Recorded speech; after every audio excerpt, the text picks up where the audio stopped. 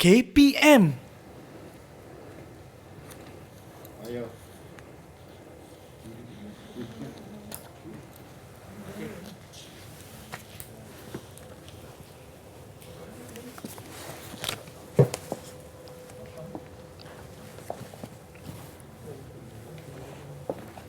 Jangan bergerak. Anda tak selamat. Siapa kamu? Apa yang kamu mahu ni? Saya cari Madam Rama sebab saya perlukan bantuan beliau untuk pecahkan kod rahsia ni. Awak Madam Rama ke? Ya, ya, ya. Okey, kod rahsia ni untuk awak. Okey. Profil. Saya perlukan bantuan untuk Madam Rama pecahkan kod rahsia yang ada di dalam sampul surat tersebut. Mungkin cikgu boleh tengok apa yang ada di sini. Jangan tembak ya. Tak, saya tak tembak.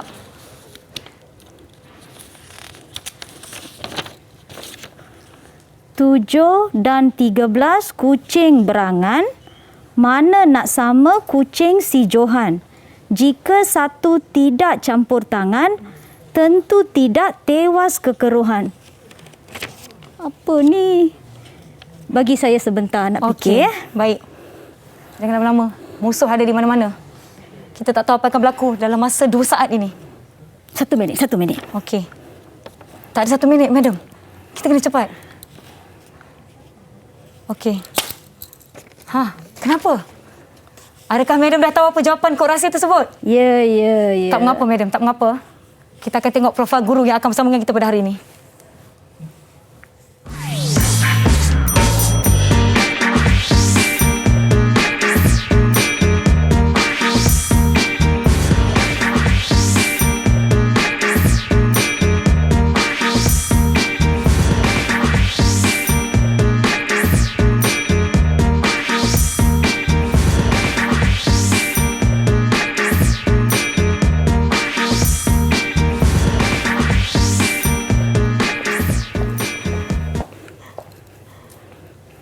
Anda sedang menonton Mahir di Didik TV KPM bersama saya Nisa K dan guru kita hari ini iaitu Cikgu Rama. Apa khabar Cikgu? Ya, khabar baik Nisa. Maaf, saya tak akan tembak sesiapa. Pistol ni pistol mainan. Ya, tolong simpan takut teacher ni. Ya, tadi saya ada berikan satu kod rahsia yang kita nak bongkarkan atau kita nak pecahkan kod tersebut. Tetapi sebelum tu mungkin Puan Rama boleh kongsikan apa yang kita nak pelajari pada hari ini. Okey, sebenarnya kod rahsia ini dia bukannya susah sangat. Kalau kita pernah belajar biologi, benda ni akan menjadi sangat-sangat senang. Sebenarnya kod rahsia yang Mira bagi ini terletak pada aktiviti pH terhadap aktiviti pepsin. Sebelum saya bertanyakan soalan, saya nak kongsikan kepada anda semua yang menuntut agar kekal menjaga SOP di mana saja anda berada dengan memakai pelitup muka di tempat awam, menjaga penjarakan fizikal sekurang-kurangnya 1 meter, kerap cuci tangan menggunakan air dan sabun serta gunakan gel pembasmi kuman untuk sanitasi tangan anda. Dan apabila kita sudah berada dalam jarak selamat, silakan Cikgu Rama, kita ingin membuka pelitup muka kita dan pastikan kita menyimpan pelitup muka kita di dalam bekas yang bersih. Jangan buang merata-rata. Contoh, kita ada poket plastik di sini, boleh simpan di dalam poket plastik seperti ini atau di dalam saku atau di dalam beg. Yang penting tidak melebihi penggunaan selama 8 jam. Tadi Cikgu Rama ada sebut mengenai Pepsi, tetapi sebelum kita pergi kepada aktiviti kita pada hari ini, saya ingin persilakan Cikgu Rama untuk sanitasi tangan kita. Baiklah Cikgu. Saya pun akan sanitasi juga, memaklumkan kita ni ada norma baharu yang perlu kita ikuti bagi memastikan diri kita selamat, diri orang sekeliling kita selamat. Yang penting kita mematuhi SOP yang telah ditetapkan. Baiklah, tadi Cikgu Rama ada sebut mengenai pepsin. Apa tu pepsin, Cikgu? Pepsin ini adalah sebenarnya suatu enzim yang kita ada di perut manusia. Perut manusia. Ya. Okey, jadi mungkin kita boleh jelaskan dengan lebih lanjut kenapa kita nak pecahkan kod rahsia pada hari ini, Cikgu. Okey, so Nisa sudah bagi tahu apa SOP apabila kita hendak memulakan aktiviti betul. Ya, Cikgu. So sebelum saya mempersilakan Nisa ke makmal saya, kita pun ada SOP juga. SOP yang telah ditetapkan. Okey, jom. Baik, jom ke Cikgu. Makmal saya. Okey, kita telah pun melangkah ke makmal Cikgu Rama. Okey. Ya, kita ada baju makmal, tolong pakaikan. Pakai baju makmal. Ini langkah-langkah penting yang perlu kita lakukan sekiranya kita masuk ke makmal sains untuk keselamatan kita. Okey, saya dah pakai Saya belum lagi. Kod saya. Wah, saya nampak macam saintis. Alaf Ya. 2021. Nisa pernah belajar bio di sekolah? Cikgu. Saya dulu pelajar sains tulen Ya. di sekolah saya. Okey. So, Okey. saya terkilan juga. Macam Ya. mana Nisa tak boleh pecahkan kod rahsia ni? Sebenarnya kod ini adalah sangat-sangat senang sebenarnya. Ya, mungkin saya dah banyak lupa. Jangan sarung lupa tangan. Nisa. Baik. Okey. Memakai sarung ke tangan ini adalah suatu arts. Baik. Supaya Okey. dia tidak terkoyak-koyak. Baik, cikgu. Pakai sarung tangan. Penting kerana kita akan menggunakan banyak bahan kimia Baik. yang berbahaya. Jadi So, untuk kita keselamatan perlu. kita, Ya. kita perlulah memakai sarung tangan apabila kita menggunakan peralatan-peralatan di makmal. Okey, kita dah ada sarung makmal kita, jubah makmal kita dah ada sarung tangan kita, cikgu. Okey, dan kita ada beberapa radas di hadapan kita ni, di mana topik kita hari ini adalah kemahiran saintifik biologi, kesan pH terhadap aktiviti enzim. Baiklah, cikgu. Jom, apa agaknya yang kita nak kupas pada hari ini? Okey, so untuk aktiviti pH aktiviti kesan pH terhadap enzim. Baik. Sorry lah Tak Okey. apa. So kita memerlukan kaki ritot, kita memerlukan termometer, Baik. kita memerlukan beaker. Beaker. Ya, ini adalah tungku kaki 3. Kemudian kita memerlukan tabung uji, kita memerlukan rak tabung uji, kita memerlukan penitis. Penitis. Ya. Dan kita juga memerlukan picagari. Picagari. Ya. Alright. Okey. So tapi satu lagi apa tu? ada banyak lagi ni. Ya. Ada air suling. Baik. Kita juga memerlukan asid hidroklorik. Baik. Kita memerlukan larutan natrium hidroksida. And ini adalah pepsin. Saya akan sediakan pepsin inilah. Ya. Tapi kita perlukan putih telur. Saya tidak mempunyai putih telur. Putih telur. Okey, sekejap. Saya rasa kedai runcit dekat luar makmal kita tu ada jual. Tapi sebentar lagi saya nak beli. Jadi ini sahaja peralatan ataupun radas yang kita perlukan untuk eksperimen kita hari ini, cikgu. Ini sahaja. Jam randik. Saya lupa jam randik. Ya, ada jam randik juga. Pistol ni tak guna ya? Tak guna. Pistol ni tak guna kita ya? tak guna pistol. Pistol tu simpan jauh je. Ya. Kita perlukan jam randik. Sebenarnya kita boleh gunakan jam sendiri pun. Tiada masalah. Ini sajalah. Tetapi saya sekarang memerlukan putih telur. Okey, saya rasa saya kena korek dulu tabung saya. Nak cari shilling berapa ringgit sekarang ni harga putih telur. Tapi tak apa, sebelum 20 sen itu, kot. ya, murah je sebenarnya. Itu adalah betapa ringkasnya kita nak tunjukkan eksperimen yang bakal kita lakukan pada hari ini. Tetapi kan saya tertanya-tanya kenapa kita ada kod rahsia untuk eksperimen kita hari ini, cikgu? Ya, sebenarnya kod rahsia ini, dia ini berkaitan dengan pH dan juga aktiviti enzim pepsin. Baik. Untuk itu, tapi I think tak ada masa lah. Boleh tak teacher cari di bawah-bawah ni ada tak pepsin? Ada tak? Boleh. Saya rasa saya rasa boleh lagi. Sikit. Penjarakan fizikal, cikgu, ya? Boleh. Ya. Ada. Okey, ada di sini. Alright, okey. So ini adalah albumin. Putih telur. Putih telur atau albumin yang teacher siap bancukanlah. Okey, yang ini sebenarnya agak-agak yang ini adalah apa ni? Albumin ni bukan ke sejenis kejap. Enzim ke? Bukan Bukan. Bukan, cikgu, alamak. Dia adalah cikgu sudah lupa dah. Maklumlah, dah lama tinggalkan sekolah. Ya. Albumin ini putih telur ni actually dia sangat-sangat kaya dengan protein. Ya. Pepsin ini pula adalah suatu enzim yang akan bertindak balas terhadap putih telur ini. Putih telur, baiklah. Tapi kalau protein tu banyak, maknanya dia bagus untuk kesihatan lah, cikgu, kan? Ya. Tetapi protein yang terlalu banyak pun tidak bagus untuk kesihatan. Kalau tidak, dia akan menyebabkan gout. So, semua makanan kita perlulah kita ambil secara berpada-pada.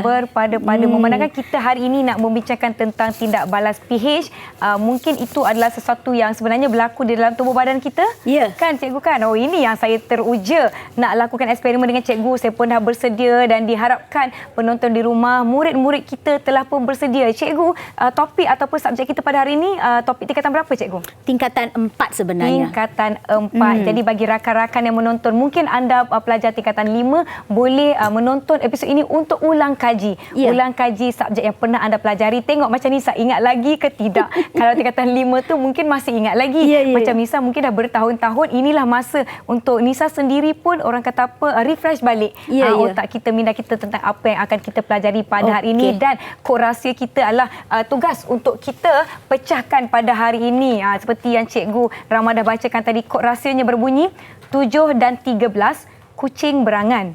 Mana nak sama kucing si Johan? Jika satu tidak campur tangan, tentu tidak tewas kekeruhan. Saya sebenarnya pun agak kecewa dengan diri sendiri sebab saya tidak boleh selesaikan kod rahsia ini. Tapi tak mengapa, Cikgu Rama akan bantu kita dengan eksperimen yang telah kita sediakan. Jadi kita akan bertindak seketika, jangan ke mana-mana. Kembali selepas ini di Mahir Didik TV KPM. Okey.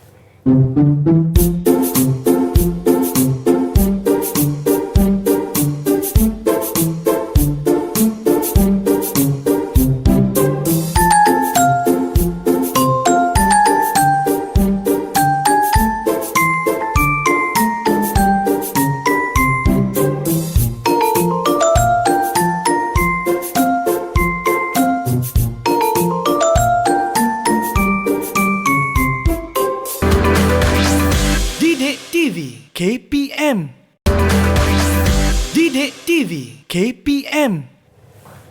Kembali menonton Mahir di Didik TV KPM bersama saya, Saintis Nisa dan Saintis Cikgu Rama, yang mana hari ini kita akan lakukan eksperimen berkaitan topik kita iaitu kesan pH terhadap aktiviti enzim. Jadi tadi sebenarnya saya dah nak pergi beli dah telur untuk Cikgu Rama, nak bagi putih telur, tapi kita sebenarnya dah ada putih telur yang tersedia di dalam botol kaca di hadapan Cikgu Rama. Jadi sebenarnya saya tak sabar-sabar nak melakukan eksperimen dengan Cikgu. Saya kira rakan-rakan saya di rumah pun semua tak sabar-sabar. Apa yang kita nak lakukan pada hari ini, Cikgu Rama? Tak sabarnya. Janganlah, kita mesti sabar. Sabar tu separuh daripada keimanan. Ya, betul. Kan? Ya.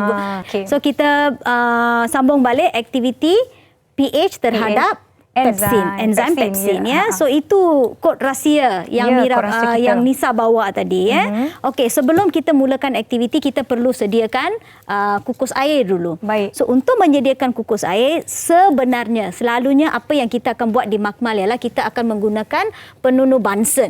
Ya. Tetapi kalau gunakan, bagi saya adalah lebih cepat dan lebih mudah jika kita hanya menggunakan air panas dan air suling sahaja untuk mendapatkan suhu yang kita perlukan.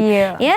Okey, so untuk menyediakan kukus air ni, tapi kerana kalau picit seperti ni dia lambat, dia buka saja.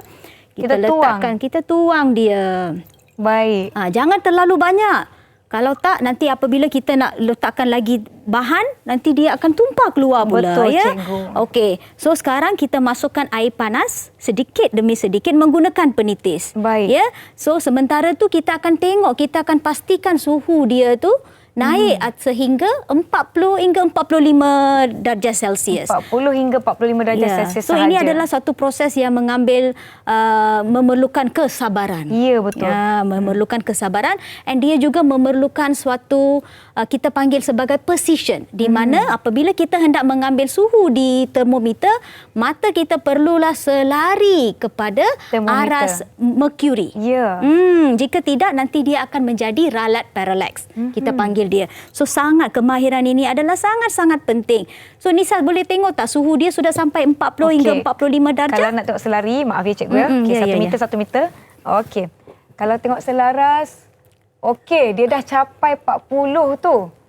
Okey. Sebenarnya kita perlukan dalam 37 darjah Celsius, tetapi sehingga kita membuat preparation, semua persediaan yang lain dia akan turun sedikit. So kita biarkan. Okey. So kita dah settle suhu kukus air ni. Sekarang kita perlukan, ini dia. Saya telah menjimatkan 20 sen Nisa ni tahu. So you perlu berterima kasih kepada saya. So ini adalah albumin ya. Okey, albumin kita untuk memecahkan kod rahsia ni, saya perlu sediakan 3 tabung uji. 3 cukup ya. Nisa, 3 cukup. Kita perlu pindahkan 5 ml saja albumin ini ke dalam setiap tabung uji. Untuk mendapatkan jumlah 5 ml tersebut, kita perlu menggunakan picagari ketika memindahkan. Jangan tuang je. Jangan tuang. Picagari ni lebih senang kerana kita boleh dapat ukuran dia dengan lebih tepat. Betul? Nampak tak? Boleh nampak. Kita boleh nampak dapat ukuran dia dengan lebih tepat. So kita hanya perlukan 5 ml saja. Kena sabar, kena sabar. Betul. Dia ni dengan sains ini kita perlu sangat bersabar. Sabar dan berhati-hati. Ya. Kalau kita berada di dalam makmal sebenar, kita perlu mengambil langkah-langkah berjaga-jaga apabila kita menguruskan ataupun menggunakan peralatan radar-radar seperti ini. Contoh macam bekas kaca, penundu Bunsen, termometer dan sebagainya. Ya, Okey. ni. Kita dah dapat 3. Okey, albumin selesai. Sekarang kita perlu masukkan apa nama enzim kita hari ini? Pepsin, cikgu. Pepsin. So Nisa tahu tak pepsin ini adalah suatu enzim yang memang kita ada di dalam perut. Ya. Fungsinya adalah untuk menghidrolisiskan protein. Cikgu tunjuk cikgu kat kawan-kawan di rumah. Ini dia adalah pepsin. Larutan pepsin ya. Yang akan kita gunakan pada hari ini. So larutan pepsin ini sebenarnya yang ini tidaklah kita ambil dari perut. Kita sebenarnya ada bancuhan di dalam makmal. Tak ada masalah. Tetapi pepsin yang kita gunakan ni rasa-rasa Mira banyak ke sedikit? Kita guna sikit je, cikgu. Ya, kita guna sedikit cukup. Itu adalah satu daripada sifat enzim tau. Enzim ini kita tak perlu guna banyak-banyak. Kita berguna sedikit cukup. Nampak tak albumin ini kita ambil berapa? 5 ml betul? 5 ml saja. Yang ini tak payah 5 ml Nisa. Kita Agak-agak perlukan 1 ml cukup tak? Pandai Cukup Nisa. 1 ml. Kita sudah berkawan baiklah walaupun kamu datang masuk ke dalam makmal saya sebagai spy. Ya. Sudah lama ke kerja sebagai spy? Saya tak boleh bagi tahu sebab itu saya spy. Okey, saya faham. Tetapi kita sudah menjadi kawan baik. Ya, okey. 1 ml cukup. 1 ml sahaja. 1 mililiter ditambah kepada 5 mililiter albumin yang kita telah letakkan di dalam tabung uji sebentar tadi. Okey. So sekarang adalah the moment of truth. Okey. Ini yang Nisa perlu tengok betul-betul. Okey. So saya sekarang akan campurkan sodium hidroksida kita panggil dalam bahasa Inggeris. Baik. Yang ini ialah natrium. Larutan natrium hidroksida ada dalam bahasa Melayu. Baik. Yang ini adalah asid hidroklorik. Dan kita juga akan mencampurkan air suling. Tetapi tak apa, air suling sudah diletakkan di dalam beaker kerana susah hendak mengambilnya menggunakan picagari. Okey. So untuk ini saya perlukan pertolongan Nisa, boleh tak? Boleh, cikgu. Okey. Sekarang air suling. Saya akan mengambil 1 ml juga. Baik. Okey, menggunakan picagari. Sangat mudah menggunakan picagari tau.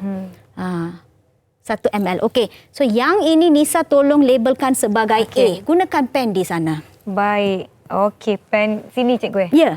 Okey, Tulis saya A tulis ya. A. Baik. A.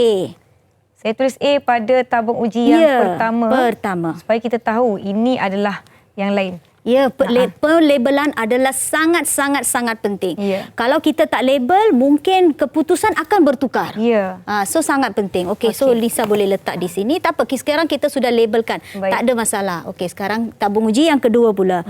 So biarlah bahan-bahan kimia ni teacher sajalah yang handle. Ya, betul. Saya takut nanti kalau saya gelabah-gelabahkan cikgu, tertumpah. Bahaya. Betul.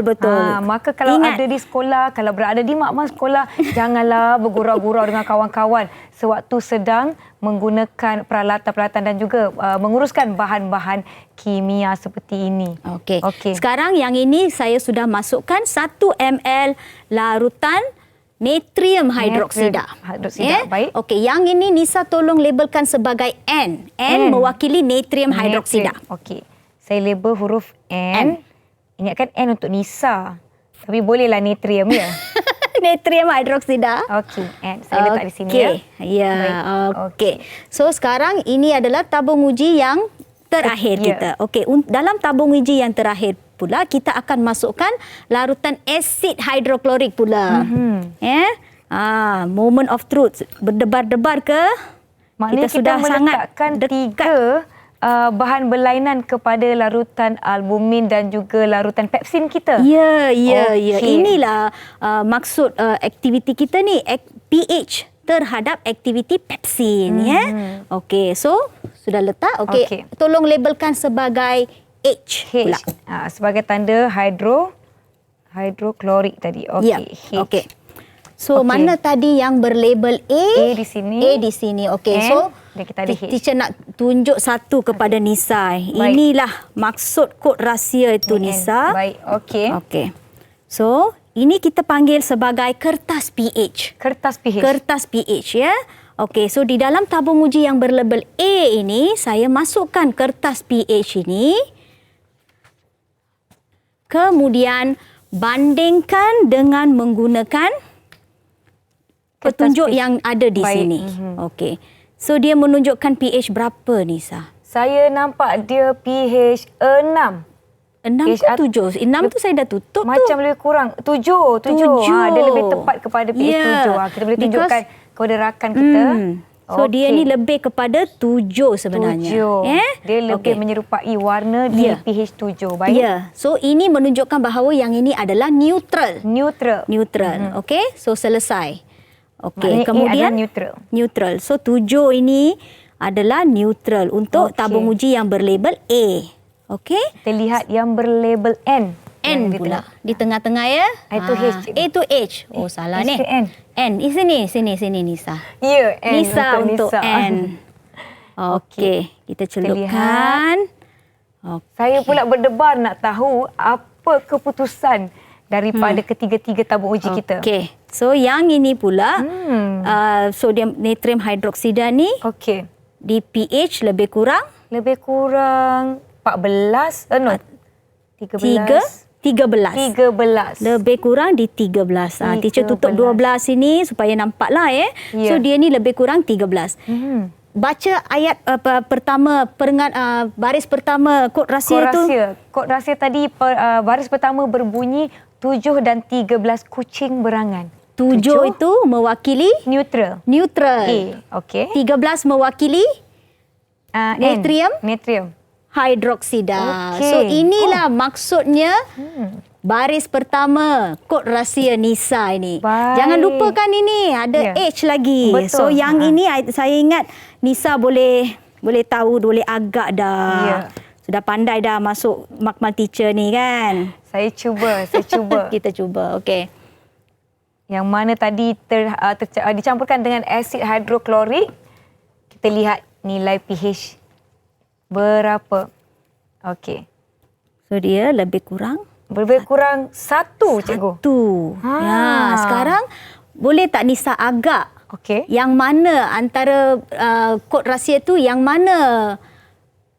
Saya rasa yang rangkap kedua, baris kedua, mana nak sama si kucing Johan. Bukan, cikgu? Ya, betul. Okey.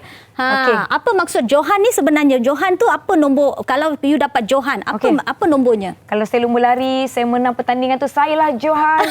Nombor 1 lah, cikgu. Nombor 1, itulah pH. Asid hidroklorik. Okey. So dalam satu rangkap kod rahsia tu, kita dah pecahkan 2.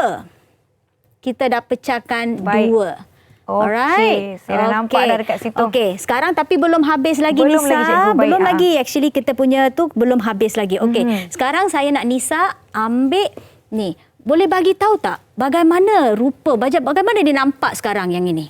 Nampak macam warna dia Jernih ke, keruh ke, berwarna ke, merah ke, biru ke? nampak macam keruh je. Itu dia. Itu ialah pemerhatian awal kita. Betul. Dia ini bukan berwarna. Sebenarnya keruh. Dia keruh. Ya, okey. So A. A. Berwarna keruh. Keruh. Sekarang kita nak masukkan dia, transfer semua ni di dalam kukus air. Baik. Nisa, saya sudah ajar kamu bagaimana hendak menentukan suhu dia. Suhu dia berapa sekarang? Suhu dia sekarang ni nilai merkuri mestilah sama paras dengan mata kita. Ya, betul. Di mana nilai itu telah pun turun kepada 37 darjah Celsius. Kalau kita rasa kalau suhu tu sudah turun sedikit, tidak ada masalah. Kita campurkan saja air, titikkan dia 2 titik, suhunya akan kembali naik semula. Senang bukan? Okey. Sekarang Nisa masukkan semua ketiga-tiga. Bukan yang berlabel H, A dan N ini ke dalam kukus air kita. Okey, baik. Yang pertama, yang ini label dia A. Bisa akan masukkan. Saya pula berdebar. Bukan. Kita letakkan. Letakkan ni. Ya. Ya Allah, kalau saya ni masuk makmal, boleh gagal ni. Bahaya betul. Okey, masukkan tabung uji. Tak apa, kita belajar. Okey, yang ini adalah N. Okey. Bukan tuang ya, masukkan. Okey. Dan juga yang huruf H. Ya. Okey. Baik. Nasib baik teacher stop you sebelum kamu tuangkan di sana. Nampak tak sebenarnya saya ada rancangan lain. Saya nak letupkan makmal ni. Jangan letupkan makmal saya, Nisa. Saya berniat nak membantu kamu ni sekarang. Baik. Okey. Saya nak uji, cikgu. Ya. Okey. So suhunya sudah dalam 30. Dah turun sedikit. So kita masukkan sedikit air panas supaya suhu dia sangat penting. Kita perlu pastikan suhu dia ni sentiasa 37. Mengapa 37 darjah Celsius, Nisa? Sebab lebih kurang asid pula ada pepsin ni kan lebih kurang macam apa yang enzim di dalam perut kita, cikgu. Suhu dalam perut kita lebih kurang 37 kan? So, untuk memastikan aktiviti pepsin ini adalah di tahap yang sangat-sangat maksimum, kita mesti memastikan suhu kukus air sentiasa di 37 darjah Celsius. Dia mengambil banyak juga kerja, memerlukan satu pemerhatian, kesabaran. Betul. Alright, kesabaran, tetapi it's worth it. Betul. Alright, kesabaran so, dan kemahiran. sekarang kita perlu tunggu untuk 20 minit. 20 minit. Oh, lama tu. Ya. Nak buat apa ni? So jam randik kita mulakan. Saya rasa kita kena berhati-hati. Sebab sambil kita menunggu hasil kita mungkin ada spy lain yang daripada pesaing cuba untuk meletupkan makmal ini. Saya tadi nak uji saja, cikgu. Mana tahu cikgu sebenarnya spy lain. Okey, kita lihat. Alright. Okey, sementara kita tunggu 20 minit untuk kita lihat hasil eksperimen kita. Kita berhenti rehat seketika. Jangan ke mana-mana. Kembali selepas ini. Mahir Didik TV KPM.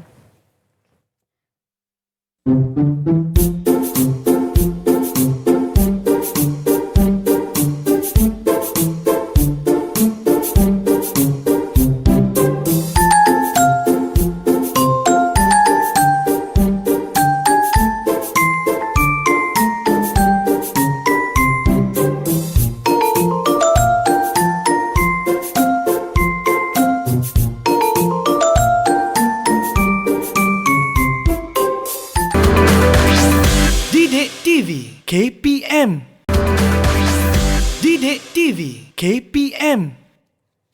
Anda masih lagi menonton Mahir di Didik TV KPM bersama saya Nisa dan juga Cikgu Rama dari Sekolah Menengah Sains Alam Shah Kuala Lumpur. Baiklah, sebenarnya tadi kita dah lakukan aktiviti ataupun eksperimen. Kemudian kita dah ambil barang tu, barang ni. Sekarang ni saya tengok makmal Cikgu Rama dah bersih, teratur kembali, Cikgu. Ya, betul tu Nisa.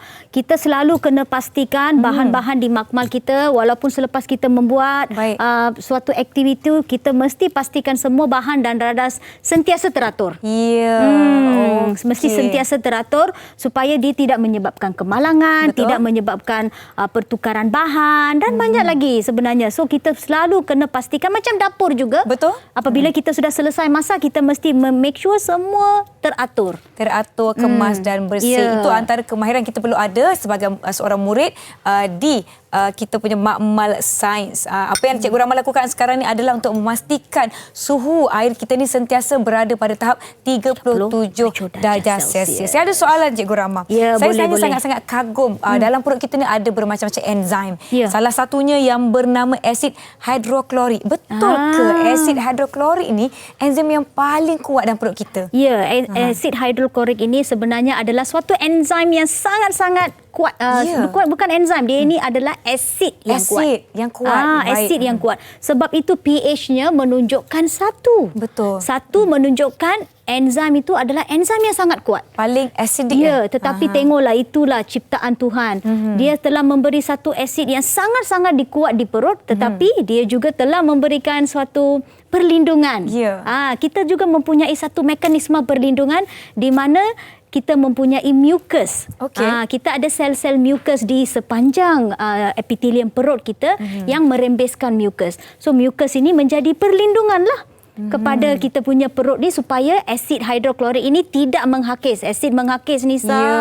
Asid menghakis, bahaya. Sebab itu kita perlu berhati-hati apabila kita menggunakan bahan-bahan asid seperti ini di makmal. Bukan itu saja, kita juga ada sel parietal. Kita panggil dia sebagai sel parietal.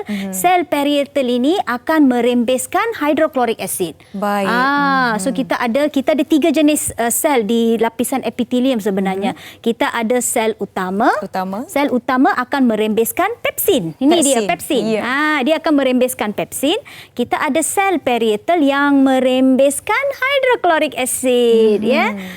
And kita juga mempunyai sel mucus yang menghasilkan mucus sebagai perlindungan. Bukan itu saja, kita juga mempunyai bicarbonate ion. Bicarbonate ni rasa-rasa lah kan. So dia ni kalau kita ada asid, apa yang boleh meneutralkan asid ini? Tak ada alkali.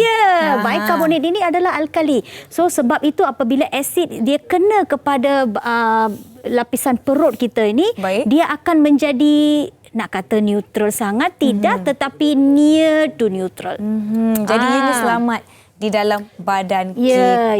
Baiklah, Cikgu Rahma, sebenarnya tadi kita baru selesaikan baris pertama dan baris kedua daripada kod rahsia yang saya telah terima daripada bos besar saya kepada Cikgu Rahma. Tapi kita tak selesaikan lagi baris ketiga dan baris keempat, di mana baris ketiga berbunyi, jika satu tidak campur tangan, tentu tidak tewas kekeruhan. Apa maknanya, Cikgu Rahma? Okey, itulah Nisa. Cukup dah masa selama 20 minit. Kita telah tunggu selama 20 minit. Sekarang masa untuk kita tengok. Jom Cikgu. Result. Okey, so kita keluarkan semua tabung uji yang berada di kukus air tadi. Okey, yang ini adalah tabung uji A. Di tangan saya tabung uji yang berlabel N. Dan di tangan saya pula adalah tabung uji yang berlabel H. Okey. Sekarang ini dia lah. Inilah keputusan kita. Okey, so Nisa, saya nak you ambil tabung uji A and tengok apa keputusan, apa yang berlaku, apa perubahan yang berlaku pada tabung uji A itu. Okey, saya ambil yang tabung uji A tadi, di mana kita telah meletakkan apa tadi? Air suling. Air suling adalah untuk A. Air suling untuk A, dan saya lihat ini tidak berubah, Cikgu. Masih lagi keruh warna dia. Macam itulah juga kalau saya goncang-goncang pun tetap keruh. Kerana asid dia yang A ni kita memasukkan air suling, bukan? So air suling tidak membantu aktiviti pepsin. Sebab itu dia tidak mencernakan albumin tadi. So itu sebabnya dia kekal keruh. Okey, sekarang kita ambil tabung uji N pula, Nisa pula Tabung uji N di mana kita letak tadi natrium. Natrium hidroksida, di mana ini pun sama, masih keruh, tidak ada sebarang perubahan. Tetap keruh, Cikgu. Tetap keruh. Tiada apa-apa. Tak ada apa-apa ini tindak balas. Juga bermaksud natrium hidroksida juga tidak membantu dalam hidrolisis hidrolisis protein itu oleh pepsin. Itu maksudnya. Okey, sekarang tibalah masanya untuk kita memecahkan kod rahsia tu. Kod rahsia yang mana tabung uji berlabel H ini kita letak tadi H untuk asid hidroklorik. Okey. Alamak. Alamak, Cikgu, macam mana ni? Jernih. Ianya telah menjadi jernih. Saya dah goncang-goncang dia. Itulah dia, kerana berlaku, aktiviti pepsin ini dia memerlukan hydrochloric acid. Baru dia akan ada tindak balas. Kalau kita masukkan air suling dan natrium hidroksida, tiada tindak balas berlaku. Bermaksud protein tidak dihidrolisiskan menjadi polipeptida. So dia kekal keruh. Tetapi apabila kita masukkan hydrochloric acid, pepsin dan albumin, reaction, tindak balas berlaku di dalam kukus air yang berapa darjah Celsius tadi, Nisa? 37 darjah Celsius yang kita susah payah kekalkan 20 minit tu. Betul. So dia menjadi jernih. Dia telah jadi jernih. Dia jadi jernih. So sekarang Nisa bacakan rangkap baris kedua kod Nisa itu. Kod rahsia tadi, jika satu tidak campur tangan, tentu tidak tewas kekeruhan. Saya rasa sudah tahu dah apa yang kita cari. Kalau satu iaitu asid, sifat asid itu tidak campur tangan, maka ianya tidak akan menjadi keruh tu akan kekal. Makna bila ada asid, dia akan jadi jernih. Ada tindak balas. Baik. Okey. Itu dia.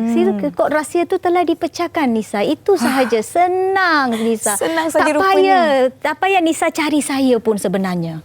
Tapi sebenarnya bos saya yang suruh saya cari Madam Rahma ataupun Cikgu Rahma daripada Sekolah Menengah Sains Alam Syah Kuala Lumpur, kerana saya nak bagi hadiah. Mungkin hadiah raya. Okey, kita telah pun melakukan aktiviti di mana kita telah uji campuran albumin dengan air suling, dengan natrium dan juga dengan asid hidroklorik. Di mana asid hidroklorik ni kan merupakan apa yang ada dalam perut kita, ianya sangat berasid, sangat asidik. Nilai dia 1. Tetapi memandangkan perut kita ni ada lapisan perlindungan, ada mucus, ianya dilindungi. Saya nak tanya soalan, adakah ini berkaitan dengan dalam perut kita ni dengan orang yang ada gastrik contohnya? Ya, Nisa. Actually itu dia. So kita perlu jaga pemakanan kita di mana kita selalu kena makan pada waktunya. Jangan skip. Kalau selalu kita kan kadang-kadang kita busy, kita sangat sibuk dengan kerja harian atau kita nak kuruskan badan kan. So kita selalunya kita akan skip. So inilah yang akan berlaku apabila terlalu banyak asid hidroklorik, apabila dia akan dirembeskan walaupun tiada makanan. So apabila dia tengok tak ada makanan, dia akan start cerna siapa? Cerna perut kita. Perut kita. So dia akan menyebabkan peptic ulcer. Pedih tu Nisa, sakit. Jangan. Nisa ada habit skip sahur tak? Lama. Janganlah kantorkan saya kat sini, Cikgu Rama. Kadang-kadang bila penat sangat mengantuk, tak apalah, tak sahur. Jangan, tapi nanya tak elok kan? Tak elok. Sahur ini kan sangat-sangat penting. Especially untuk orang yang berpuasa tau. Bukan mereka saja bagi tahu. Mereka bagi tahu ini sebenarnya agama atau pakar perubatan. Mereka sarankan kita supaya bersahur sebelum berpuasa kerana itu adalah cara untuk kita mengelakkan daripada penyakit, especially gastrik. Gastrik ini dan peptic ulcer ini semua disebabkan oleh hidroklorik asid dan pepsin sebenarnya di dalam perut kita. Demikian penjelasan daripada Cikgu Rama. Jadi selepas ini kita mestilah menjaga pemakanan kita. Bukan suka-suka nak makan, bukan sebab sedap semata-mata, tapi untuk menjaga diri kita daripada terkena penyakit berbahaya. Baiklah, saya rasa kita perlu berehat seketika. Saya dah pening kenapa saya tak boleh selesaikan kod rahsia, sedangkan sangat mudah. Kita akan jumpa selepas ini di Mahir Didik TV KPM. Macam manalah saya boleh.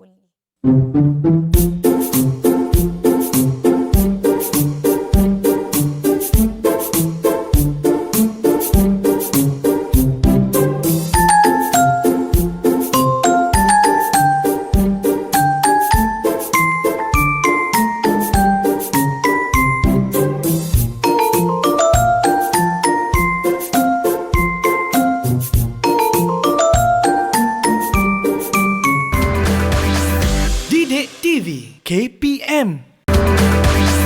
Didik TV KPM. Kembali menonton Mahir di mana anda bersama saya Nisa K dan juga Cikgu Rama dari Sekolah Menengah Sains Alam Shah Kuala Lumpur. Nampaknya kan tadi kita telah terima satu kod rahsia di awal rancangan. Di mana saya pun takut-takut adakah ini orang yang sebenar. Saya perlu cari kerana saya telah ditugaskan untuk mencari orang yang membantu saya memecahkan kod rahsia. Jadi kita telah dapat pecahkan kod rahsia. Tetapi apa yang saya sedari dan pelajari, saya harap murid-murid di rumah pun sedar, di sekeliling kita, kehidupan kita ni semua sains kan Cikgu Rama? Sebenarnya sekeliling kita semua ini adalah sains. Semua mempunyai suatu penerangan yang background dia berasaskan sains. Betul. Apabila kita sudah pandai mengintegrasikan perkara ni dalam kehidupan seharian, bukan kod rahsia saja Nisa, banyak lagi benda yang kita boleh terokai di sekeliling kita. Semua orang boleh menjadi saintis sebenarnya. Jadilah macam saya dah jadi saintis. Yang penting kita melakukan aktiviti dengan betul dan mahirkan diri anda menggunakan peralatan dan radas yang ada di makmal ataupun apa-apa yang ada di sekeliling kita supaya kita kekal selamat, tak tercedera. Kalau guna kaca-kaca tu berhati-hati, pastikan ada orang dewasa di sekeliling kita. Baiklah, mungkin Cikgu Rama boleh beri sedikit rumusan ataupun kesimpulan kepada eksperimen kita hari ini berkaitan dengan tindak balas pH terhadap enzim. Silakan Cikgu Rama. So aktiviti yang kita lakukan ini, terima kasihlah kepada Nisa kerana membawa kod rahsia. Tanpa Nisa tidak membawa kod rahsia kita. Yang ini tentu saya tidak teruja untuk menjalankan eksperimen ini di makmal hari ini. Baik, Cikgu. So apa peringatan yang teacher nak bagi tahu ialah untuk eksperimen ini kita memerlukan banyak. Kita akan berdepan dengan banyak bahan kimia. Betul. So apabila kita berdepan dengan bahan kimia, kita mesti menggunakan cara yang betul. Betul. Cara sekarang Nisa, kita sudah mendapat keputusan eksperimen. So bagaimana kita hendak macam mana yang ini Nisa boleh tak just buang di dalam tong sampah sebegitu sahaja? Tak boleh, cikgu, bahaya. So kita mesti tahu, pelajar-pelajar juga dan juga guru-guru mesti mengajar pelajar bagaimana kita hendak membuang bahan-bahan yang berunsurkan organik ini sebenarnya. Jika tidak, ia akan mencemarkan alam sekitar, Nisa. Betul. Contohnya ada bahan yang selamat kita boleh buang ke dalam sinki di makmal. Tapi kalau yang macam asid dan sebagainya, bagaimana kita nak lupuskan atau buang? Boleh, tapi yang ini tiada masalah, Nisa, because dia mempunyai kepekatan yang sangat rendah. So kita boleh buangnya di dalam sinki, tak ada masalah. Tetapi apabila kita berdepan, mesti selalu ingat, apabila kita berdepan dengan bahan kimia, kita mesti menjadi lebih berhati-hati. Betul. Lebih berhati-hati, dan kalau di makmal sekolah tu ikut arahan dan peraturan makmal yang telah ditetapkan. Kalau ada kecemasan berlaku, dapatkan pembantu makmal ataupun guru. Jangan nak buat apa, nak buat apa, semua gelabah tak tahu apa. Satu lagi, Nisa, saya nak bagi tahu apabila sekarang dengan masa SOP dengan COVID-19 ni memang sangat-sangat mencabar bagi seorang guru untuk menjalankan eksperimen. Di mana susah kita untuk mengawal pelajar. So apabila pelajar hendak membuat aktiviti di makmal, tolong ingat SOP. SOP yang telah ditetapkan. Tolong ingatkan SOP and tolonglah ikut arahan cikgu, dan ingat kita masih belum menang dalam perang untuk memerangi COVID-19 ini. So kita mesti mengambil semua langkah yang berjaga-jaga untuk memastikan kita menang dalam perang ini. Sebenarnya tadi saya ada terima satu mesej. Baiklah Cikgu Rahma, terima kasih. Saya rasa bos besar saya dekat atas sana tu, dia gembira dengan hasil eksperimen kita pada hari ini, di mana kita telah memecahkan kod rahsia yang saya bawa pagi tadi dengan penuh berhati-hati dan berjaga-jaga. Sebab saya takut ada orang lain akan dapat rampas kod rahsia kita. Jadi bos saya kata, apa saja Cikgu Rahma mahu, beliau akan tunaikan. Bagi tahu je, minta saja. Apa agaknya? Apa? Okeylah, kalau Mira dengan bos insist, tolonglah hantar kacang goreng atau kacang putih kepada pengetua saya, pengetua SM Sains Salam Shah, Encik Nur Azaha bin Muhammad Shah, rakan-rakan perjuangan saya, dan juga murid-murid ASIS sekalian untuk berbuka puasa nanti. Murid-murid ASIS? Kenapa ASIS, Cikgu? Because saya sayang ASIS, Mira. Oh, sayang ASIS juga. Baiklah, terima kasih kepada Cikgu Rahma kerana bersama-sama dengan kami untuk sama-sama pecahkan kod rahsia dan melakukan eksperimen yang sangat menyeronokkan dan penuh dengan kesabaran serta kemahiran. Diharapkan apa yang kita kongsikan dapat memberikan input yang baik kepada anda semua. Pelajar tingkatan 5, anda boleh ulang kaji. Pelajar tingkatan 4, inilah topik yang kita akan pelajari di sekolah. Baiklah, terima kasih sekali lagi. Terima kasih kepada semua yang menonton Mahir di Didik TV KPM. Semoga kita bertemu lagi di episod akan datang. Saya Nisa K. Assalamualaikum. Bye.